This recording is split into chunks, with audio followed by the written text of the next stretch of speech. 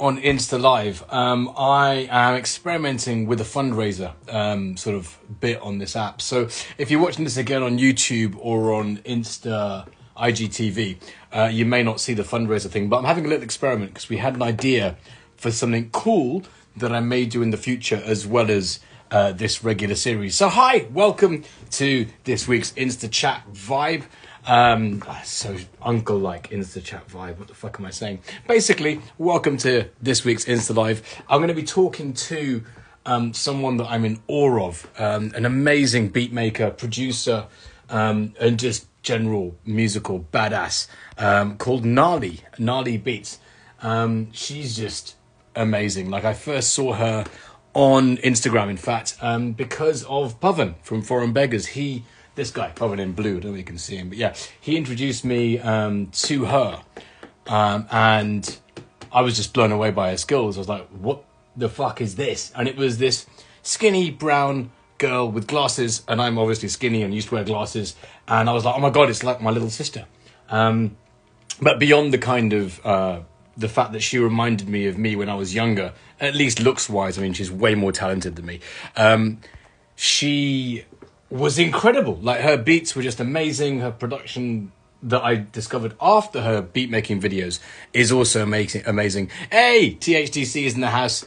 THTC Clothing, everybody. Go and check them out. THTC. Gangster clothing from gangster people. I sees you. Big love. And yeah, there's Gnarly. Woohoo! She is indeed the queen. So I'm going to request her to join me on this. I think she's more of a niece than a little sister, actually, because I'm clearly a fucking uncle these days. Hi, Vinayaka. How are you? Hey! Yeah. How's it going? Yeah, good, man. How are you? Good, thanks. Good to see you. Thanks for doing this. Yeah, thanks for having me. And I hope you don't mind. I thought I'd experiment with the fundraiser button on this IG chat because I've never seen that before, and I thought, let's just try it. And I chose Crisis, which is like a homeless charity that deals with the homeless in England. And there's a lot of homeless people considering all this. So I hope you don't mind that I'm just fucking around with that. Hello? Yeah, man. We're good. Did you just freeze? Is there a mad delay in this? Because you keep just like freezing still. And I'm wondering whether that's your stillness, your inherent stillness, or whether there's something wrong with the connection. Hang on. Let me try this. Can you still hear me? Cool, wicked. I think that's a little better. Okay, cool. So yeah, I just thought I'd have a little experiment with the Crisis fundraiser thing. So no pressure, you don't have to donate. It's just an experiment for everyone watching. And thank you for joining us. And yeah, man, Gnarly, thanks for doing this. I'm a big fucking gushing fan of yours. It's ridiculous. And it's like, I don't know whether you heard all that preamble, but I was just like, Pav showed me your beats. I was like, who is this person? Who is this? Like, this embodiment of a younger sibling that I would want to have in my life. What the fuck? Yeah, man. I think, like, I met a lot of you guys through Pav, and like now I've got this like array of like, you know, like big brothers and sisters who are like all helping me out and stuff. But just enough, the brown army, the brown freaks have come out to play. And we're like, another brown freak. We will have them in that crew. Yeah. So how did you get into all this? Like, I mean, tell me your story. Like, you can't have just been like a professional finger drummer or producer off the bat. So how did you get there? It's quite a long story, to be honest. I've like always. We've got fucking time, love. We've got time. Just, you know. I've been like doing music since I was a kid. So like, I basically begged my mum for a piano when I was like 6 years old, and she got me one. Got like the local church keys player to like teach me for a few Where did you years grow and up? Stuff.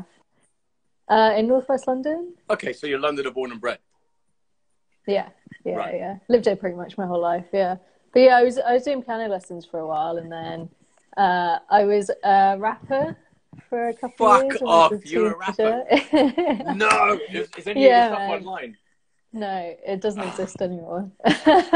It's all gone. No, man. I want it Yeah. because you know Marla from DMZ, right? Like dubstep, deep medi Marla, right? You know, he started off as an MC. Oh, really? Yeah, and so did High Contrast from Hospital Records, drum and bass High Contrast. Yeah.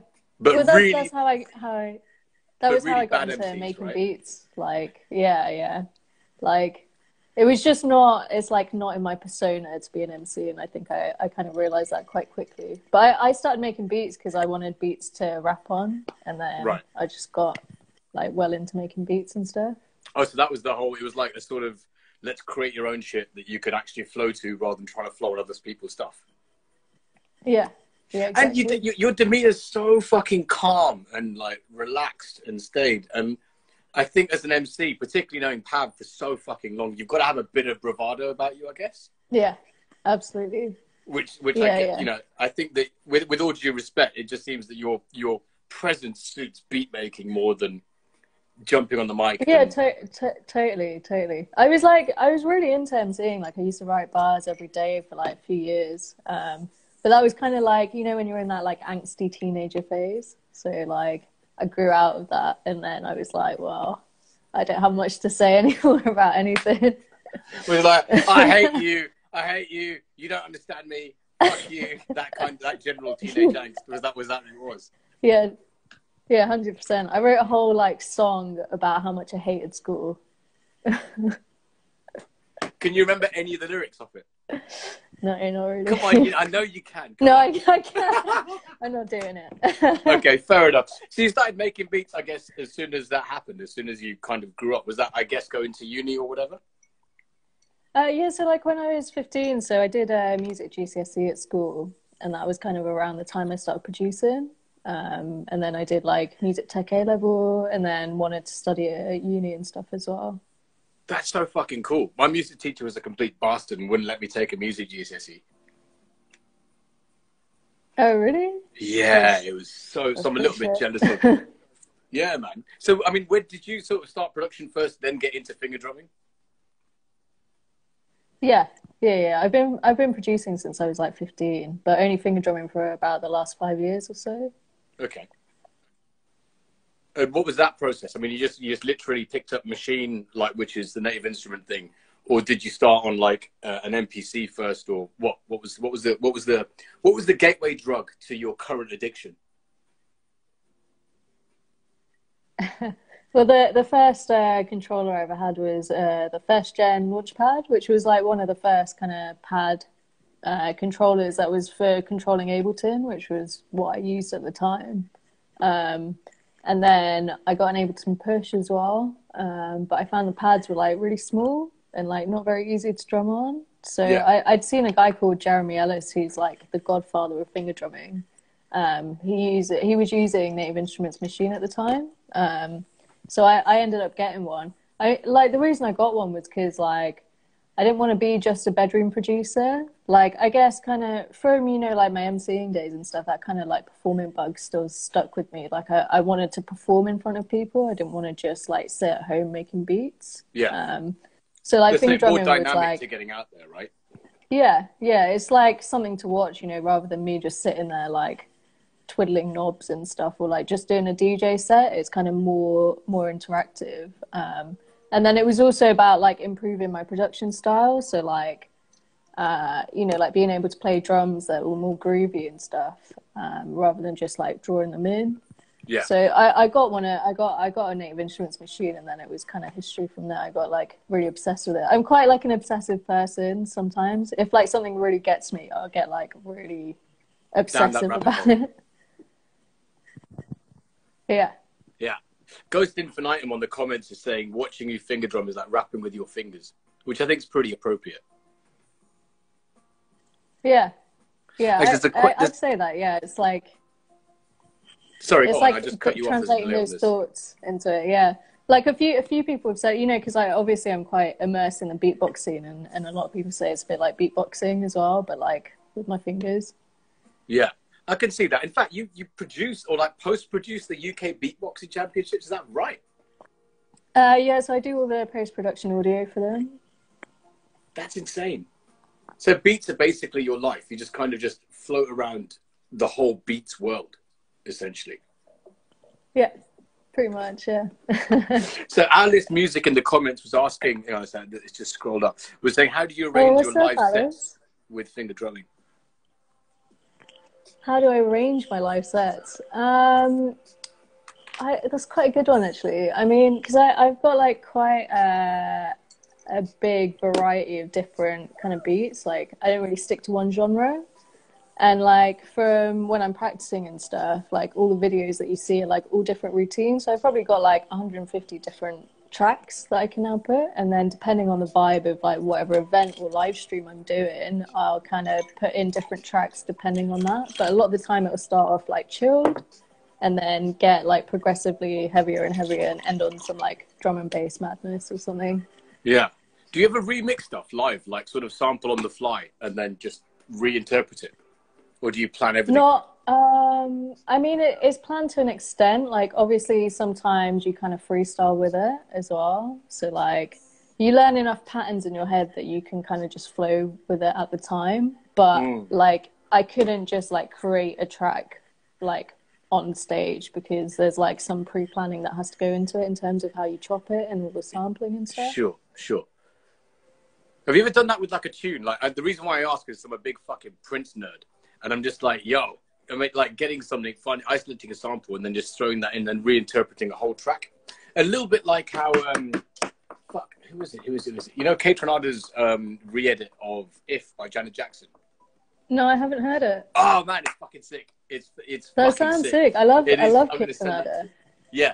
So that, I think it was, I'm not sure it was a live re-edit, but it was definitely, it's got that NPC cut up, resample, finger drumming vibe to it. And I was just like, shit, I wonder if Gnarly's done that with a big tune and then just chopped it up and reinterpreted it as how you would. I haven't done it with like any artist tunes, but I've been flipping a lot of like anime samples, so like tracks like OSTs from like some of my favorite animes. I've been like chopping those up, and then like I think I did Witcher as well earlier this year. So like is that your nerdy thing? Like anime is your thing? Yeah. Because I've got like Batman and Prince and Star Wars are my nerdy things. Yeah, animes, 100%. So what's your favorite? What's your like? I mean, obviously Akira's like the gold standard, but what's like your favorite anime? Dragon Ball. I didn't even what? That's not anime. Well, I suppose it is. Dragon Ball Z. Yeah, man. Yeah, I mean, no. Like, I've got a tattoo of Shenron. I can't get it out now because I've got Goku just here. No way. I never knew that about you. No way. I've got Shenron here as well. That's some serious nerdage. Yeah, like I love anime. Just the whole like you know, like the storylines and the animation and the music, like everything's so artful, but then like the running theme throughout like most anime is doing your best, trying your hardest, like surpassing your limits, which is like something that I've totally internalized. Like it's like those are my life lessons. Like it's that sort of hero's journey, I guess. Yeah, just like powering up. The thing is, yeah, I think that I, as a sort of an inquisitive mind, kind of got into anime and then swiftly fell into a dirty world of hentai. So I was like, no, I'm not going there. That's just a bit odd to me. I was like, fuck, it's just way too weird for me. I'm like, get the fuck away from that. Have you heard this film called Vexil? Yeah, I mean, there's a lot of weird stuff. There is a lot of weird. A film called Vexil. No. Vexille. And it was... No, I haven't heard it. It's a Japanese film, which is, I suppose it's CGI, not really anime. But the soundtrack to it was just incredible. So the Prodigy redid stuff for it, and I think like it's an amazing soundtrack, which I'll send that to you as well as that Kate Renata remix. Yeah, sick. That's fucking cool. So when was the finger drumming? You were doing that. Your first controller happened when you discovered Machine because you were influenced by the Speedbox. So when did you take it live? So the first gig that I ever did was for, do you know Alchemy Festival? They do it around South Bank. Well, they used to anyway. Yeah, totally. And it's like basically like it's like an Asian festival, so it's celebrating like South Asian culture and stuff. Yeah. Yeah. Easy. Big up Bailey is just in the comments. Easy, Bailey. but yeah. So yeah, I know Alchemy very well because it's that, like you said, it's for the brown folk to do stuff. Yeah, so like this wonderful lady called Shanita who I'd met through one of my housemates who was living at the warehouse at the time, so Nita, she had put me in touch with her friend who was like stage managing one of the stages there, and she'd seen my stuff online and like Wicked. asked me to do a set. So that was the first time I'd ever like performed in front of people that wasn't. When was that? Online. That was 2018. Fuck, so really recently. Yeah. Wow, I didn't know you'd just taken to live stuff really recently. That's crazy. Yeah. Yeah, it hasn't been long. I mean, let's write off 2020 because no one's doing shit live. But there is something that we'll come to back to in a bit. But it's only been a year then, really, of actual live performance. Yeah, I guess so. Yeah, like 2 years maybe. Wow. Because I was thinking that the first time I saw you play live was for the Foreign X Foreign launch, which was the Foreign Beggars clothing label. Yeah. So how many gigs in was that for you? Yeah. When was that? That was last year. I don't know. Like when I started doing gigs, I was like, I did like loads of those, you know, those like really shitty little gigs where like you're not getting paid, or like you're in a pub somewhere and there's like two people what do you there. mean those shitty little gigs? That is my whole life. What are you talking about? No, that is every fucking gig I've ever played. But those kind of gigs are how you like build your chops, you know, like if you can perform in that kind of setting, you can perform in front of, you know, like anyone. And I think like I did a lot of those kind of gigs leading up to last year, and then last year I started getting kind of the bigger stuff, so like getting to go international, like to Europe and stuff, and like, you know, like performing in front of more people on like proper stages with lighting and stuff. That's wicked. I thought you'd been performing for fucking ages, the way that you've held yourself, like, because I was DJing. So I was DJing for quite a while before. So like, yeah. So like I'm kind of used to it in a sense, but like it had never been, you know, like when you're a DJ, it's kind of not about you. Whereas when you're a performer, like especially performing your own music, it's like focused on you. So it's definitely like different, but I was kind of used to being on stage in a sense.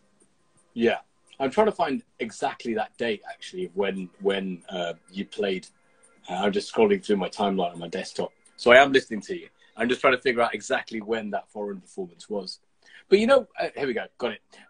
It was 102 weeks ago. How fucking helpful was that? October 25th, 2018. Shit, so nearly 2 years ago next week. Yeah. Fuck. Crazy. Fuck. So it's like, man, that's just insane. So yeah, and I mean, since then, I think performing online is like all of the stuff that I've seen you do on Instagram, or your IGTV stuff. It's got a certain amount of confidence to it, which I guess you're right, comes from DJing. But then how did you figure out how to angle it so people knew what the fuck you were doing? Like you had to angle your whole board to the audience so that they could see what you were up to. Just to guess, like, you know, I guess kind of prove that you're doing it live. Yeah, I mean, because I've been to a couple of shows where I'd seen people playing on similar controllers, and a lot of the time they've got it on like a flat desk, like in the same way you'd have like DJ decks or whatever. Yeah. And you're kind of peering over, trying to look and see what they're doing. And like obviously with finger drumming, without that visual, without you being able to see what I'm doing, it's kind of a bit pointless. So I'd seen like a couple of people online with the stand that I use. And like it's quite pricey for a stand. It's like 150 quid for just, you know, a stand, but it was an investment for me because it was like when you're thinking about your live show, it's not just the music and how it's going to sound. You're thinking about the visual and what people are seeing as well, which I guess is something that you think about when you're doing videos and stuff online. Yeah, which I guess you've thought from the outset because your whole thing has been built around this whole the presentation of it. But your stand looks like a snare stand. It looks like a basic snare stand. It's a snare stand with like a different topping, yeah. Like it's like a mount that goes on top. Yeah, man, 150. What? Yeah. Bruv, you got, you know, these brown uncles and shit and all these, we could have got it for you for cheaper, man. What the fuck? 150? What the fuck? It was like the only place I could find it. So I was like, I had a show and I was like, do you know what? Like, I'm just going to do it. And this is going to be the thing that I can take around to all the shows with me. And like, it came in very handy. So fair enough. Fair enough. Actually, so I think I made a couple of calls to see if we can talk about this, and we can, about your next gig. Nice. So go on. So it's going to be part of Anushka Shankar's festival at the LB Philharmonic. Is that how I say Philharmonie, I think. I don't know. I've been saying it with the French accent, but it's in Hamburg anyway. Yeah, man. Yeah, I'm super excited. Yeah, yeah. I didn't even Nerm go. was like the guy. That no, I don't know you where don't I'm know. going. No, man. I have oh, no really? idea. But I'm just really excited that there's this. Okay, so the Philharmonic Hall in Hamburg is this beautiful glass building with like brickwork. It's like this fucking amazing building. And Anushka's doing this series of 4-day events, and Gnarly's playing at Audible, which is fucking exciting. I'm so happy. Yeah, it's fucking like amazing. It's such like a epic venue to like do something like this, and like it just feels really special to be like taking this somewhere like that. Have you planned anything special for it that you can talk about? Well, I mean, it's going to be like a shorter set than was originally planned. Okay. But it'll be that. Is it, or is like isn't it re-expanded? Has anyone from the venue been in touch with you? Well, I've been talking to them about stuff. Cool. But it's still kind of a little bit up in the air, you know, like because COVID uncertainty and everything. Yeah, exactly. But yeah, it's going to be like kind of an audio visual thing. It's very much about the atmosphere. Wicked. I'm so happy this is happening. So wait, which date are you playing? Have you got the dates from the venue yet? In fact, this is probably a conversation we should have had on the phone before this, but fuck it, I'll ask you now. Yeah, I think it's the 7th of November. Okay. It's that weekend, so 6th to the 8th, Saturday, and then right? I'll be doing like a workshop as well. I think the next day. Sick. On like finger drumming. Sick. That's awesome. So you're doing the 6th. See, this is fucked, right? Because I was like sort of helping program shit, and now I'm completely out the loop. So thanks for letting me know.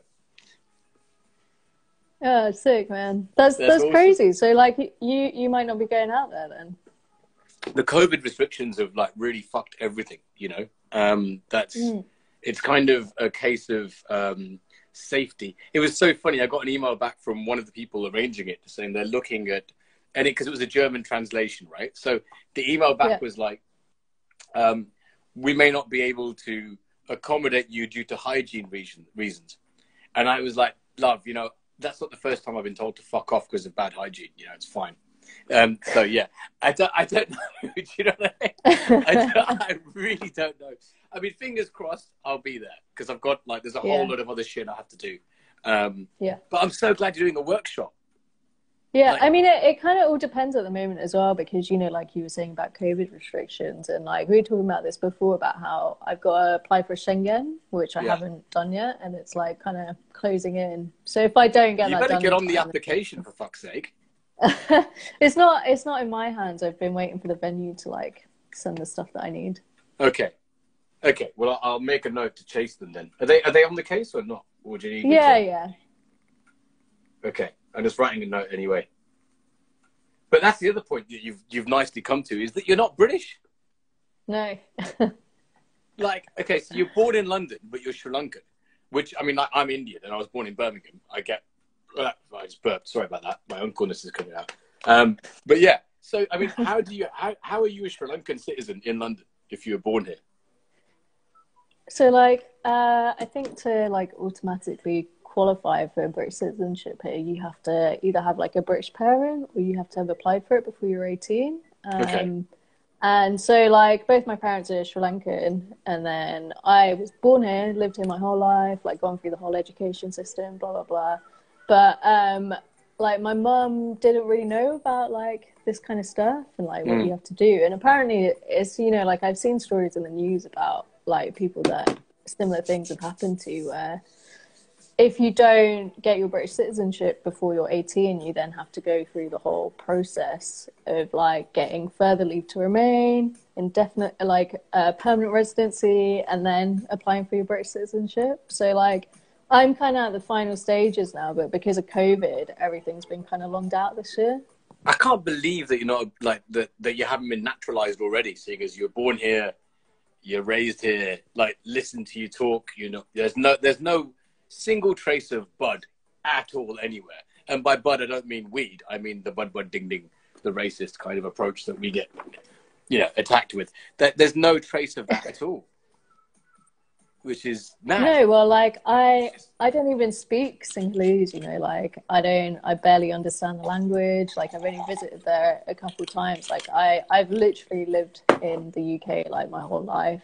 Wow. But yeah, it's like, I don't know, it's just the rules that they have here, Yeah, totally. And I guess, I mean, I don't know about your family life or whatever, but I mean, I imagine that because, your mum's been here for so long, you can at least point to that and say, here's the fact that I'm here and I'm legally here and all that kind of shit. Has it been arduous or was it fairly straightforward for you?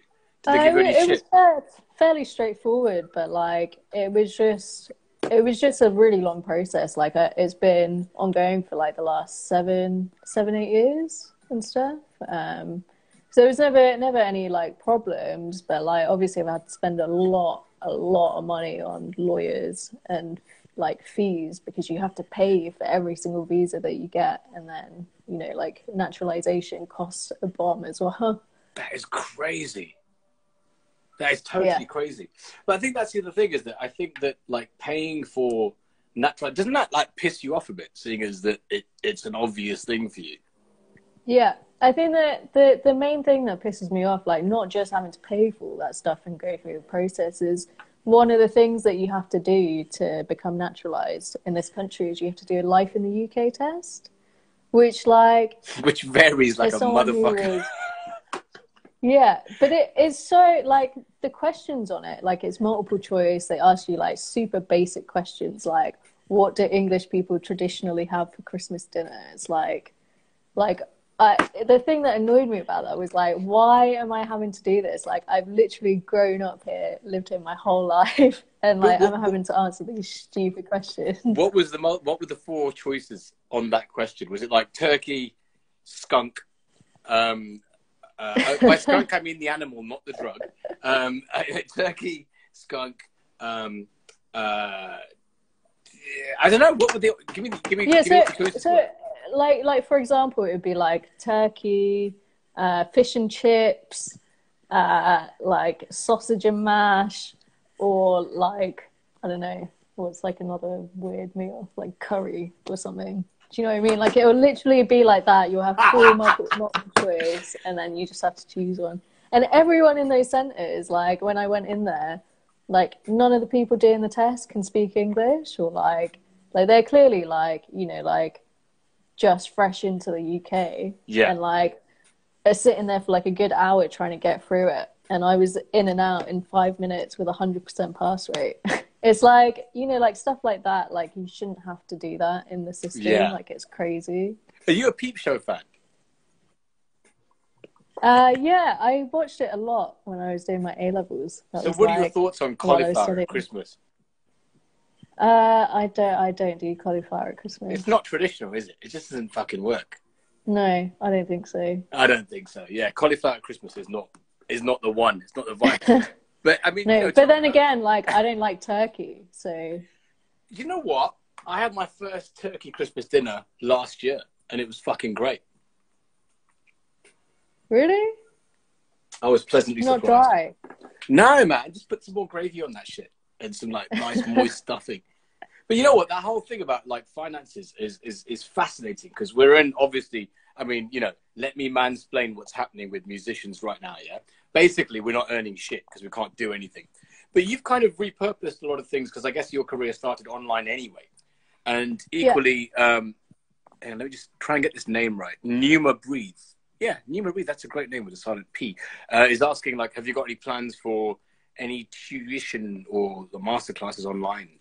Online? Yeah, so I do like one-to-ones already. So this was something that came out of like the whole COVID thing, was that like I was working like a normal job until October last year. So I was working as a restaurant manager 4 days a week. Oh, in a badass restaurant, by the way. Yeah, but I've eaten there like twice. Stressful. Yeah. Stressful as hell.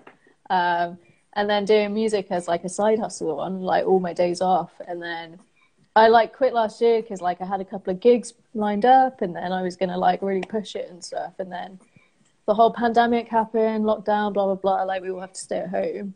So I had to kind of think of like new ways to come up with income and stuff. And I thought about teaching, but like I never really considered it properly. So I kind of started doing a couple of workshops online, doing like one-to-ones where I'm like teaching people finger drumming over Zoom. So that's something that I do regularly now. I've got like 4 students that I teach on a weekly basis. I only take on 5 at a time. So if there is someone out there that wants to jump on as my final student for the next couple of weeks, hit me up. That's kind of cool. But yeah, that's I do. Cool. I like do your workshops 5-person limit. That's like in government time. That's like, you know, you realize that's in real life. There's a rule of 6. You don't have to do it online as well, right? You know. Actually, speaking of that, right? Okay, so you know, there's this whole thing in the UK for anyone that isn't aware that the government, so the Chancellor was misquoted as saying that people in the arts should retrain, but he meant like it was, you know, general, you know, there's retraining going on, but it's kind of, I believe it was kind of aimed at people in the arts, because I think that in Britain, music, club culture, all the things that we operate in Gnarly has always been built from the ground up by people like ourselves. It's been just, it's all been a grassroots thing. There's never been any government money put into fucking club culture. And if there has, it's been with 1 or 2 projects which have a certain resonance. But there's also a website where they encourage you to retrain. And it's not just for musicians, but, you know, they say, you know, fill in the questions. Have you done that yet? No, I saw you did that, and I was trying to do it that night. I was so joked. I was really trying to do it, but I think too many people had jumped on the site, so it kept crashing. Yeah. So I wasn't able to finish it. But yeah, like I to be honest, like I feel a little bit like what he said has definitely been taken out of context, because like I'm not sure that he meant it as like, if you're in an arts job, go and find something else to do. I think it was more aimed at saying like you have to think of a different way to make your income, which I think is kind of true to an extent. Like we're all having to adapt to how things are at the moment, because things aren't going to get back to normal anytime soon. And it could be argued that as hustlers, we kind of constantly retrain anyway. So you find new things because you have to do that. You know, there's no... Like music hasn't been sustainable for fucking ever anyway. So you have to find other ways of making it work, right? Like you said, work in the restaurant, which again was fucking decimated as an industry. I mean. Yeah, it's pretty mental. Like how many industries and businesses are like affected by this, isn't it? Yeah. Well, I mean, that's the thing is I did the whole retraining thing, and it said that I should be a property manager for a local council, which I was like, oh shit. So if nightclubs are shut, that's what I'll have to sort of take over in a different parallel universe. A friend of mine had cake decorator, which was fucking nuts because she's a lawyer. And then another friend of mine did it. And, so you know, Barely Legal, DJ Barely Legal. Yeah. So she got music promoter. Oh. Yeah. And another friend of mine who ran a venue back in the day got DJ, which was like, what? That's even like an answer on the question. Yeah, isn't that really fucking weird, right? Just like sort of directing. Yeah.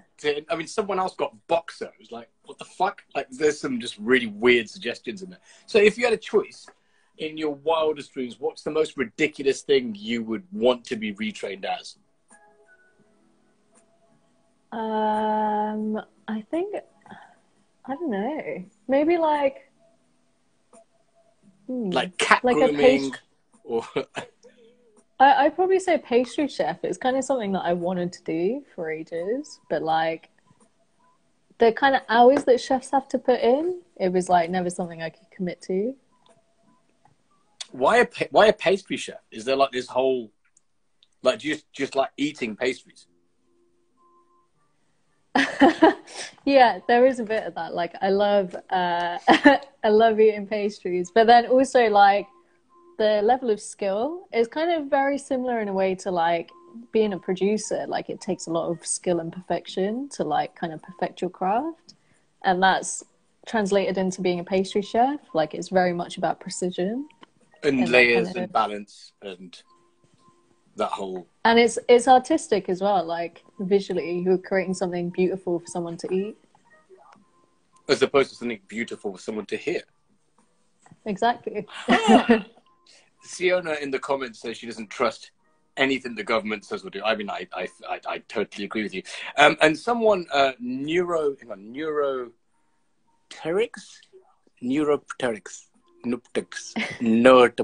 I can't say the name, sorry. Says, where did you learn finger drumming? That's quite an interesting thing.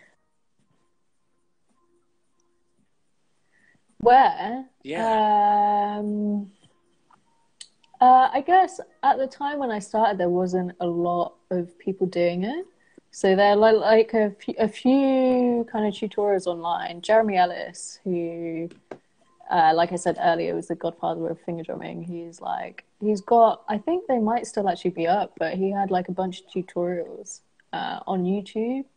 And I watched a couple of them, and then I was using Melodics, which is like this kind of app, a little bit like Guitar Hero, where like it shows you the grid. So that actually works. And you kind of play along to it. So I kind of used that a little bit, but then it was mainly just like listening to tracks and like drumming along to them. Yeah, I'm shocked that worked, because I saw the ads and I was like, oh, that's got to be a gimmick. But it actually sort of gets you muscle memory going, I guess, or your dexterity. Yeah, I mean, it's good if you're like a total beginner and you're like trying to learn stuff. But I think it like for me, it was a little bit too rigid, which was why I didn't really stay on it for very long. Huh. And then you want to break out and do your own thing, I guess. That's fascinating that you started from production and then still found something like that helpful. It means that I'm a snobby bastard and I need to look at tools in a different way. Deep in the comments is saying, where do you get your samples from mainly? I use Splice a lot, which is like, so splice.com, it's like a sample library, and there's just like millions and millions of samples. And I really like the user interface on there, because you can search really easily by like genre, BPM, key, etc. Have you ever fucked with like an old school MPC? Like the old school way of hip-hop production? No, I would really love to. Jack, so my partner, when I first met him, he had an old school MPC, which he like never really used. And then I really wanted to have a go on it, but then he was selling it at the time. So he actually ended up selling his MPC. And then it was about 2-3 years later that I got into it and ended up buying myself a machiner. So he had one, but I never actually got to try it. Is that what it's called? Machiner? How do you say it? Machiner, because it's a German company. Yeah. So the way you say machine is actually machiner. I never knew that. Shit. I always called it... I didn't know that until I... Machine. Like the fucking brown person I am. Machine. Not machino, for fuck's sake. I mean, I like Garage, but not that much. You know what I mean? Shit. No, like mischief. Yeah, it sounds like mischief, actually. But yes, I mean, like for people watching that don't know what an MPC is, it's like the early kind of pad-based samplers where you could sample like seconds of a track, tidy it up, so you get the start point and the end point locked, and then trigger it by hitting it with a pad. And honestly, I've got to say, I've never heard the term finger drumming until I came across you. Yeah, I mean, I can't even remember where I heard it first. Like, I don't think it was like a thing really for like a really long time. But I think there was like a handful of us on Instagram like 5 years ago when I started this, and we were all using the hashtag finger drumming. Like, it's kind of been taken over by like repost pages and like spam accounts now. And people not actually finger drumming. But like at the time, it was what we were using to like as a hashtag to find other people doing the same thing. Right. And then I guess it's now just a term. God, I feel so fucking old talking to you, because it's just like everything that you're talking about is just so like in a whole new way of like terminology. Because I'm like, oh yeah, let's get a record, plug it into an MPC, a record player, plug it into a sampler, transfer those samples to an MPC, all that kind of shit. It's crazy. But it's also quite an insight. That's awesome. What do you call it now then? How do you find each other now online? Like we still use finger drumming and stuff. Like I've kind of started like a community on Facebook. So I've got a group which is called Finger Drumming Community. So like people just join and share their videos and stuff. And then like I've just met so many people from Instagram and like in real life, like doing gigs and stuff who do finger drumming. So now there's like we're like quite a close knit kind of community now, I'd say. A lot of us like speak to each other online. That's awesome. And I mean, is there any sort of competitive like irritations? Like, is there any beef in the scene? They're like people that you fucking hate, like, bruv, just step off. I don't want you checking my styles. Like, I mean, I probably wouldn't say so. Like, they're like, I don't know. It's not in the same way that, you know, like MCs always have beef and like everyone's very hostile towards each other and trying to like one up each other. Like producers, because we're so laid back and chilled, we kind of all just encourage each other. Well, that's the other thing. I think someone just commented before, like, are you always this kind of sleepy and chilled out to you? Yeah. So you've never. This is me being like active. This is you hype as fuck right now. Yeah. Because I remember, I think we ended up at some, what was it? That jazz bar, Troy. We ended up at Troy. I forget his birthday was. And I was like, was I doing shots? I'm sure I was. But I mean, you did maintain at a certain level, which I couldn't tell whether it was chill or you hype, but it was very, you know, yeah, placid. I don't know, it's just me. I don't like, because I don't really drink much anymore, you know, like or anything like that. I just kind of maintain chill. I think it is awesome. Because like I used to party a lot when I was younger, and like I'd just be burnt out. Like you'd have fun for one night and be like crazy, and then for like a week after I'd just be like dead. So now I just kind of maintain like a nice level all the time. Fair enough. I mean, I don't relate to that at all. And just like constantly keep going until the inevitable crash will come in maybe, I don't know, 20 years or so. I've been trying for fucking ever, but it just hasn't arrived at all. I haven't hit that brick wall yet. I still keep trying.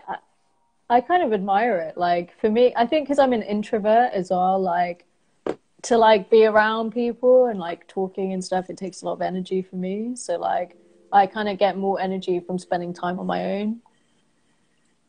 Fair enough. And I guess that's where you come. I mean, I guess production is a solitary thing, essentially. Yeah. You're still sitting there fucking with samples and with a computer and a mouse for fucking ever. So yeah. I'm kind of glad you've got that outlet, which is, you know, fucking with pads and stuff. One thing I wanted to ask you, though, I always felt a tactile response, like with tapping or drumming or with an interacting with triggering stuff, whether it's a keyboard or with like a piano or with actual real drums. But I could never get over the latency aspect of it when it came to pads. There was always some kind of like, there was a connection deficiency that I always felt with, like even my MIDI setup, for example, if I hit a pad, it just didn't feel quite as engaging. Like, is that something you've come across, or is that like never been a problem? Like, no, like the technology is like, as long as you have a good audio interface, like I very rarely experience latency. So like as soon as I touch that pad, it's gonna make the sound straight away. That's why it's like so tactile for me. Like for me, finger drumming, it's like I have like crazy ideas in my head, and it lets me just put them out straight away without me having to like program it or like arrange it like you do within like with production. Yeah. With finger drumming, like it's just there at your fingertips. Like you can do it like, so literally quickly. It just gets those ideas straight out. Yeah. That's fucking cool, man. I think I really want to get a drum kit. That's like my goal in life. What a drum kit? Or is that a new piece of software called DRMKEET? I've not heard of that. No, I was making it up. No, is it an actual drum kit? Oh, yeah, is that what you're talking about? All right, okay. Between my bourbon and this I want to get like I want to get a proper drum kit, man. I just want to like hit stuff. I can see that. I mean, you know, that music teacher I was telling you about that wouldn't let me do a music GCSE. A friend of mine, Will Perry, big up Will Perry if you see this, at school, used to basically let me go into the drum room when he was drumming at lunchtime. And he taught me like the basics of it. And the first sort of thing I sort of picked up or taught myself to play was, you know, Blood Sugar Sex Magic by the Red Hot Chili Peppers? I'd probably know if you played it to me, but It's the opener is I'll play it to you. It's so simple. I'm playing all of your tunes, which we've got to talk about yet. But let me just pull this up. It's really simple, but it starts up with an open hat, closed hat on each sort of key, fucking kick and snare. yeah. I'm describing it really badly, but I think one issue I had was that my right hand and my right foot always had to go in sync, so I couldn't hit the kick between hits because it was always, I'd be like a robot. It really fucked me up. So getting your feet involved might be quite funny. Yeah. Yeah, I think so. I mean, it's the same as like with your fingers because you're having to use your fingers like independently. So it's like all about finger independence, which is the same as drumming, but with your limbs. So you're getting limb independence. But it's something I thrive on. I love something that's like difficult and like pushing myself to learn it. Here's the beat. I've just found it. Yeah.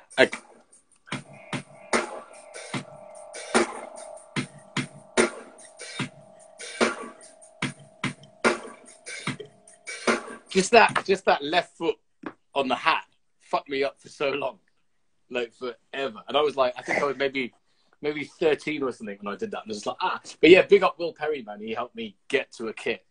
And everyone just, then the teacher just hated the fact that I was a shit drummer and was really loud. But yeah, you could get a proper like elitist kit, right? Yeah. I think that's going to be like my Christmas present to myself. Yeah, I reckon. So, like, you've always been a producer. You finally, I mean, like, you started releasing stuff relatively recently as well. Like, I'm looking at the dates of release, and the earliest I can find is 2017. Yeah, I mean, I had actually released my debut EP in 2015, and that was part of my final project for uni. And actually, I've got older stuff on my SoundCloud, and like some of the much older stuff I've deleted now, but like. That there was stuff that I was putting out like long before, but I kind of removed it as the sound changed. Yeah, because you evolved as an artist, I guess. And your latest release was on Pavan's label, in fact, Foreign Currency. Yeah. Which was, I mean, I was a bit like, yo, this is something completely fucking different. Yeah. I basically, Pavid like asked me to send him some tracks and stuff. So I had like a playlist of 10 tracks that are like unreleased and stuff. So he ended up picking 2 out of that, which was the 2 that got released. But you know, like I was saying, I don't really stick to a genre. So like my repertoire is like mad different. Like I've got lo-fi beats and then I've got like grimy beats. So it kind of depends on the day and depends on the day and like how I'm feeling, what kind of music's going to come out. I'm such an uncle. I heard you say gnarly beats, not grimy beats. I apologize. That was a shit joke on my part. But you know, also trying to find your stuff online is quite hard because the name Gnarly is used like for a variety of different things. Yeah. So what's the one sort of silver bullet in getting to you online? Like when the search, is it gnarly music or gnarly beats or what? Yeah, if you type in gnarly music, a lot of the time my stuff will come up. There's another like really shit mumble rapper called Gnarly that keeps coming up as well. Yeah, there's like a bunch of people. Like at the time when I started using the name Gnarly, there was like not really anyone using it. But because it's like such a common word, over the years, like more people have emerged using it and stuff. And I mean, like I thought about changing it, but Gnarly's like, it comes from my name, which is Sonali. So, you know. Is it Sonali or Shonali? Sonali. So it's S, not S-H. S-O, no. S-O. That's wicked. That's so cool. I mean, the way it came about was like, you know, like a lot of people don't know how to say my name. So I'd be like, oh, that's so gnarly, man. Like, that's how you say it. That's fucking wicked.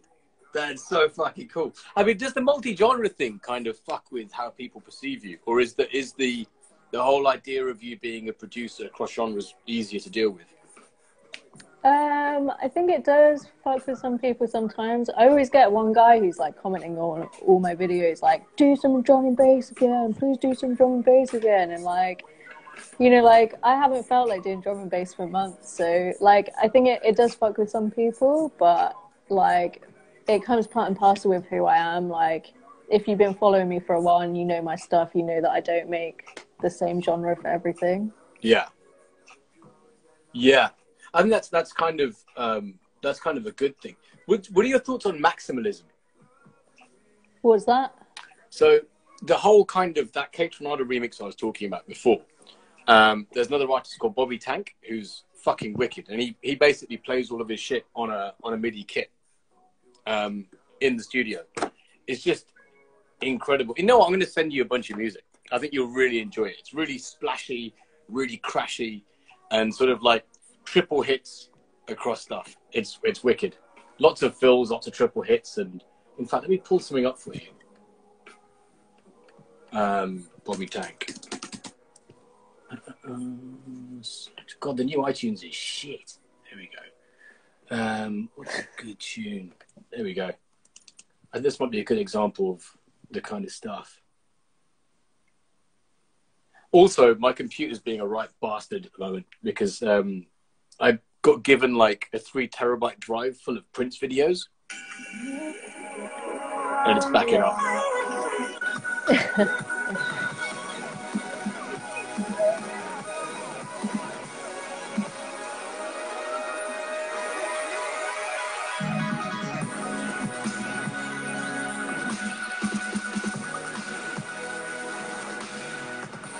Sick.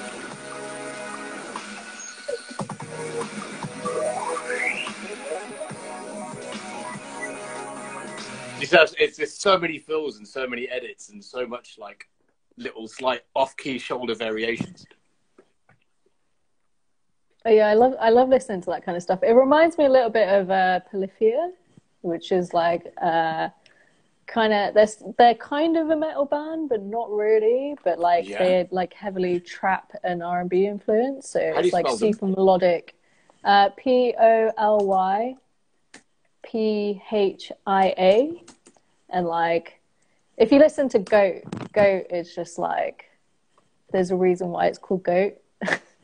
Because they got bear. Actually, goats don't do that. It's fucking sheep, isn't it? Hang on, let's have a little listen.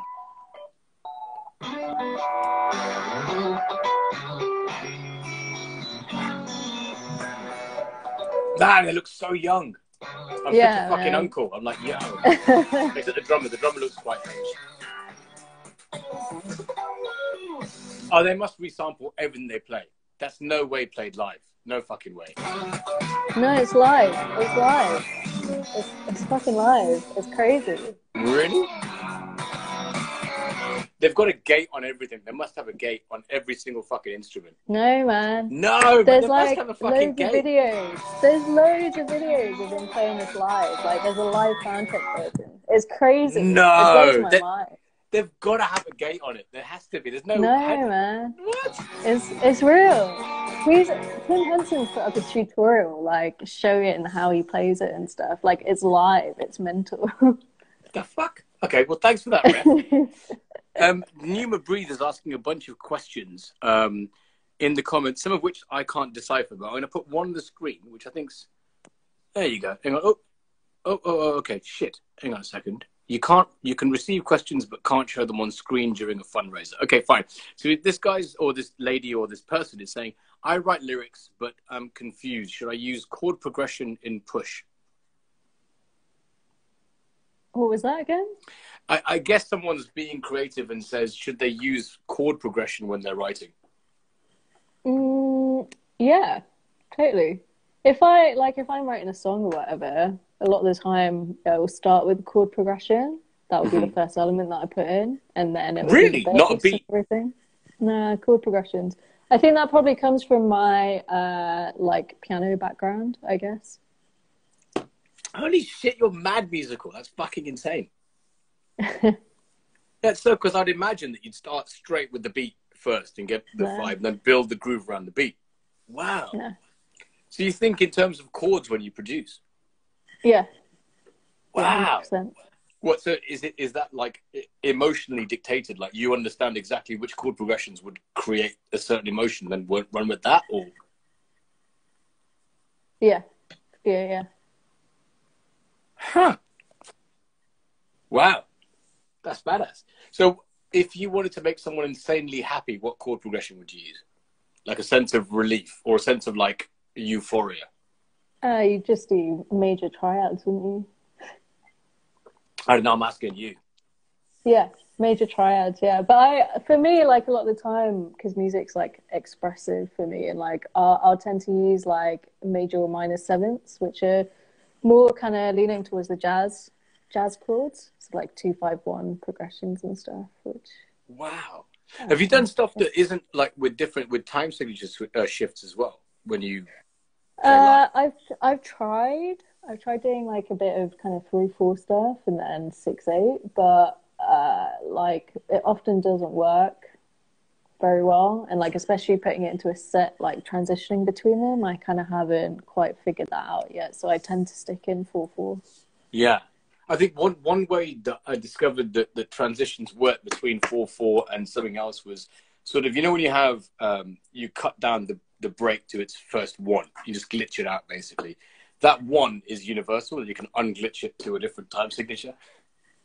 Right. So you cut it down until it's a fucking glitch, and then open it up again to whatever the fuck you want to.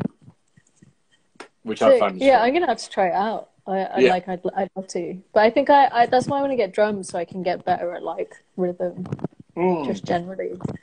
I guess also audiences have to be like tricked into like figuring out what they want to hear, and I guess also growing up with different time signatures in Indian traditional music, I'm kind of used to it. But there's a natural kind of flow that kind of works. I don't even know what the signature is, but Garba as a whole, it works in 3s or 5s or something ridiculous instead of 4s. I'm like, why is that so natural? Probably because I grew up with it. Huh. But yeah, I'm looking forward to hearing what you've got planned in Hamburg, actually. Yeah, man. Still working on it, but yeah, like I'm quite excited to. Well, you've got a month to be doing it. Yeah. Yeah, awesome. Well, look, I'm going to let you go because I need to wee, and you've been amazingly, you've been amazing at dealing with my drunken bollocks. So thank you so much for joining me. Thank you for watching as well. I wanted to say, is there anything that you want to talk about before we go? Like anything you got to plug? I mean, we've done the foreign currency thing. We've done Hamburg. Is there anything you want to talk about? Yeah, I'll be on the Beats, Freaks and Geeks live stream over on Twitch on Friday. So tune into that. What is that? So they're like a kind of platform that does beatmaker events, and they're based in New York, I believe. But they've been supporting since like the beginning, since like I first kind of started, and they give like a platform for a lot of different beatmakers and stuff to showcase. But they're doing loads of live streams on Twitch at the moment, and I'll be on the next one, so definitely tune in on Friday. Sick. Also, I've got to hook you up with my sister, DJ Caper in New York. Do you know each other? Yeah, Reggie hooked us up, yeah. Yeah, man, that's like a whole other fucking sisterly connection that's got to happen. Yeah. But look, thank you for joining me, and thank you for dealing with all my bollocks and my now empty bottle of bourbon. But cool. I'll see you soon, and hopefully in Hamburg. Yeah, awesome. Cool. Thanks for having me, Nerm. Been great chatting. Thank you. Take care, everybody. Bye.